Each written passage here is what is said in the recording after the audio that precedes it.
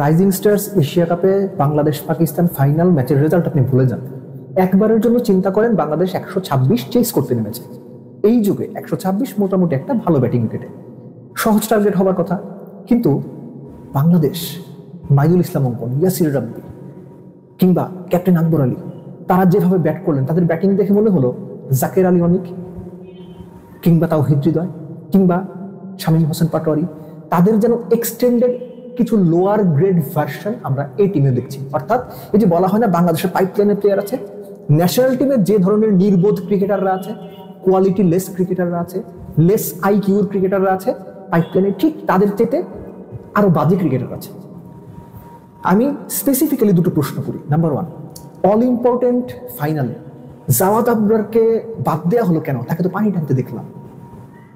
এরকম একটা ম্যাচে আপনারা মৃত্যুঞ্জয় চৌধুরীকে, আমার দ্বিতীয় প্রশ্ন, কেন খেলালেন? ব্যাটসম্যান হিসেবে প্রতিদান দিয়েছেন, আপনাদের বাজে সিদ্ধান্তের এগেনস্টে ততোধিক বাজে পারফরমেন্স করে 2 বলে 0 অলরাউন্ডার হিসেবে খেলিয়েছেন মৃত্যুঞ্জয়কে, তাহলে বোলিং দিলেন না কেন? তাহলে নিশ্চিতভাবে বোলার হিসেবে খেলিয়েছেন। আমার প্রশ্ন, বোলিং দিলেন না কেন মৃত্যুঞ্জয়কে? এই প্রশ্নের উত্তর কি কেউ দিতে পারবে? অল ইম্পর্টেন্ট ফাইনালকে আপনারা একটা তামাশা বানিয়ে ফেললেন। জাওয়াদ আবরার ড্রপ, আবু হাজার অনেক পারফরমেন্স খারাপ ছিল, তার জায়গায় মৃত্যুঞ্জয়কে খেলানো হয়েছে, ঠিক আছে, এটুকু মানা যায়। মাহফুজুর রাব্বি অল ইম্পর্টেন্ট ফাইনালে আরিফুল নামে দুর্দান্ত পারফর্ম করে একটা ছেলে বসে রইল পুরো টুর্নামেন্টে। আপনারা ব্যাটসম্যান যদি জাওয়াদকে রিপ্লেস করেন, he will be replaced by a batsman who can also bowl off spin. আরিফুলকে বসিয়ে রাখলেন আপনারা। আমি জানি না এগুলো কি কারণে হয়েছে। এবং এগুলোর আরেকটা ব্যাপার বলা যায় যে ন্যাশনাল টিমের ড্রেসিং রুমে এখন তো ব্যাককলের মেলা। সো ওই ব্যাককলের মেলার আরেকটু লোয়ার গ্রেড ব্যাককলরা এই টিমটাকে চালাচ্ছে। আপনি এটুকু মনে করতে পারেন। আমাদের মফস্বলে একটা কথা খুব প্রচলিত ছিল যে কোনো ভালো ছেলে মেয়ে, আমি অনেকবারই কথাটা বলেছি, কোনো ভালো ছেলে মেয়ে যদি বেটার রেজাল্ট করতো পরীক্ষায়, এইচএসসি এইচএসসি, গার্ডিয়ানরা বলতো ওদের পা ধোয়া পানি খায়। এই যে রাকিবুল কিংবা মেহরাব অহিন, লিটারালি ইয়াসির রাব্বি, তারপর আপনার মাইদুল অঙ্কন, ওদের পা ধোয়া পানি খাওয়া উচিত।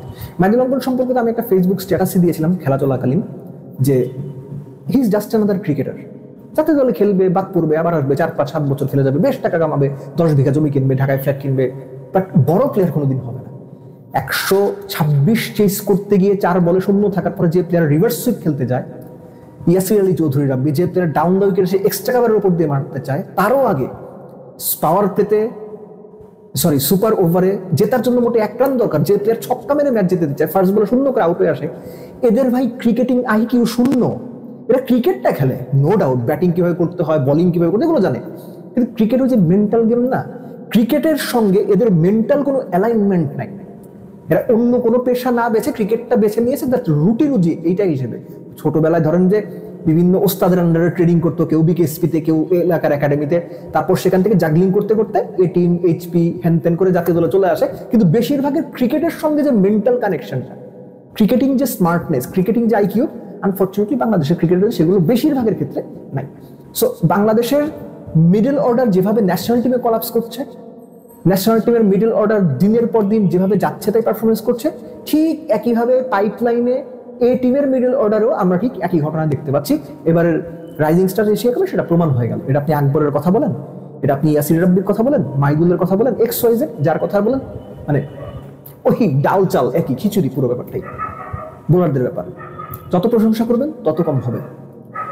প্রথম ওভারে ফার্স্ট বলে রান আউট, পরের ওভারে মেহরাব অহিন দুর্দান্ত এক অফ স্পিনে বোল্ড করলেন, ঠিক তারপরের ওভারের প্রথম বলে, পরপর 3 ওভারের প্রথম বলে উইকেট তুলেছে বাংলাদেশ। রাকিবুল পুরো টুর্নামেন্ট জুড়ে দুর্দান্ত। আমি আগে একদিন বলেছিলাম যে বাংলাদেশের হোয়াইট বলে লেফট আর্মার স্পিনার যতজন আছেন তাদের মধ্যে রাকিবুলকে দেখলে মনে হয় তিনি ডমিনেট করবেন ভবিষ্যতে।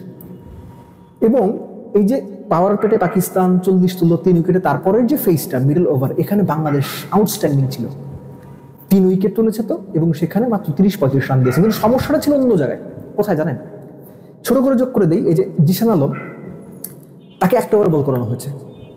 ওই 1 ওভারই তিনি পাকিস্তানের টপ স্কোরার তো বটেই, সাদাকাত পুরো টুর্নামেন্টের টপ স্কোরার, তার 1টা উইকেট নিয়ে দিয়েছে। পাকিস্তানের এই টিমটা এই রাইজিং স্টার্স টুর্নামেন্টে শেষ 5 ওভারে সবচেয়ে বেশি ইকোনমিতে রান তোলে, 13-র উপরে, এবং সেটার আলামত আমরা পাচ্ছিলাম 16, 17, 18 এই 3 ওভারে। 15 ওভার শেষে বাংলাদেশে পাকিস্তানের রান ছিল 76, 6 উইকেটে। পরের 3 ওভারে আপনার মাহফুজুর রাব্বি 1 ওভারে দিলেন 13, তার ওভারে রিপন মন্ডল দিলেন 15, তার ওভারে আব্দুল গাফফার সাকলাইন দিলেন 12। ইনফ্যাক্ট রিপন মন্ডল 25 রান দিয়েছেন, তার 1 ওভারেই 15 দিয়েছেন, সেটা ছিল সম্ভবত 17তম ওভার। 16, 17, 18 3 ওভার পাকিস্তান 40 রান তুলেছে। যখন মনে হচ্ছিল এই যে 13-র মতো ইকোনমিতে বা স্ট্রাইক রেটে তারা শেষ 5 ওভারে রান তোলে, সেটার একটা প্রপার রিফ্লেকশন পাওয়া যাচ্ছিল। কিন্তু রিপন মন্ডল টুর্নামেন্টের বেস্ট বোলার, টুর্নামেন্টের বেস্ট, মানে সবকিছু মিলেই বোলিং দিক থেকে হি ইজ দ্য বেস্ট। 1 ওভারে যে 3 উইকেট তুলে দিলেন না, ওই 3 উইকেট তুলে যেখানে পাকিস্তান 140 করতে পারতো সেটাকে নিয়ে 125 নিয়ে আসলেন। আমরা সবসময় বলি 20টা রান কম হয়েছে। রিপন মন্ডলের ওই 1 ওভারে 3 উইকেট তোলার কারণে পাকিস্তান 20টা রান কম করছে। 20 রান চেক দিয়ে দিয়েছে রিপন মন্ডল, আর কি চান আপনি? কিন্তু শেষ পর্যন্ত গিয়ে বাংলাদেশের ব্যাটাররা যেভাবে ব্যাট করলো, স্পেসিফিক্যালি মিডল অর্ডার, রাকিবুলের হিরোইক ইনিংস বা হিরোইক চেষ্টা, মেহরাব আফরিনের চেষ্টা, এ সবই ঠিক ছিল। কিন্তু বাংলাদেশের মিডল অর্ডারের যে যারা ব্যাট করেন বা পাইপলাইনও যারা আছেন, এরা যে প্রয়োজনের সময় একদম খারাপভাবে বলে কাপড় চোপড় নষ্ট করে ফেলেন, প্রেশার সিচুয়েশন এরা যে চোখে সর্ষে ফুল দেখেন, খুব ক্রাঞ্চ মোমেন্টে এরা যে ডিসিশন নিতে পারেন না, অপোনেন্ট যখন চাপ দেয় তারা যে তখন ক্রিকেট খেলাটা ভুলে যান, এই সব কিছু এই ফাইনাল ম্যাচে দুর্দান্তভাবে প্রমাণ হয়ে গেছে। মানেন আর না মানেন, এটাই বাংলাদেশ ক্রিকেটের পাইপলাইন। বাংলাদেশ ক্রিকেটের বড়গুলো যেমন, বাংলাদেশ ক্রিকেটের ইমিডিয়েট জুনিয়ররা তেমন, এরপরে যারা আসছে তারা কেমন হবে সেটা জানি না, কিন্তু পাইপলাইন এবং তার পরের পাইপলাইন মোটামুটি একই অ্যালাইনমেন্টে আছে। বড়গুলো এখনো পর্যন্ত ক্রিকেটিং স্মার্টনেসের দিক দিয়ে নিজেদের অসারতা প্রমাণ করে চলেছে। দিনের পর দিন জাকের আলীরা নিজেদের মানে ক্রিকেটিং সেন্স, ক্রিকেটিং আইকিউর একদম প্রপার প্রমাণ দিচ্ছে।